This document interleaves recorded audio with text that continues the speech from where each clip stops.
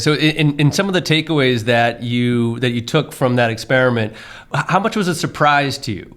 I mean, knowing that you were in the sort of the gratitude business, how shocking were the results? What I learned is that there is a framework to how and why people get and stay in a relationship. Right. And so I call these the hierarchy of human connection.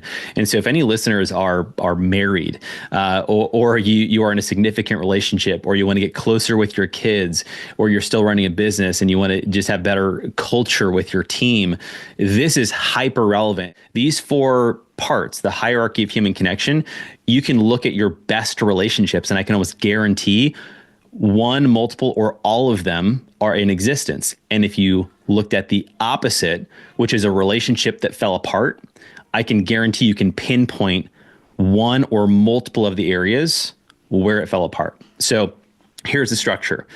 We call this a hierarchy of human connection: safe, seen, significant, supported. Safe. If you imagine like a pyramid, this would be like the base level. For any relationship to work, we have to have a basis of psychological safety, which is I can be myself around you, or as a basic level, I know you're not going to hurt me. I'm a little nervous sitting next to Matt right here. If I say the wrong thing, he's going to backhand me. We're still working through things. That's why you're on this podcast, John. This is actually not just a podcast. This is an intervention between us three. So perfect. Yeah.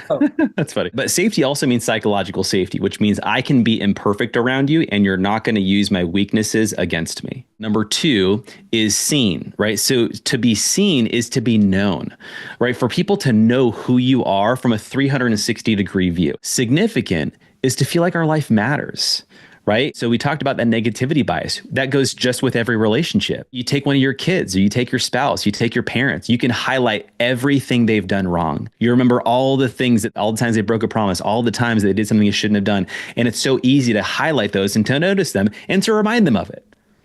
But if we have people in our lives that remind us of the positive things, don't you love being around people who just make you feel good? Isn't it interesting how when we're around some people, they pull out the worst of us, and some people pull out the best? Why is that? Because there's something about people who acknowledge and appreciate us for the good that we do, that we just want to be around them more. And the last one is support.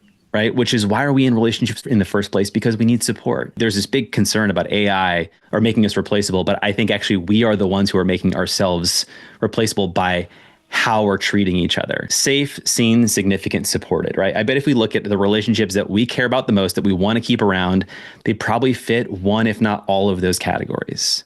And those that have fallen apart at some point, probably there's a way that they dishonored one of those categories.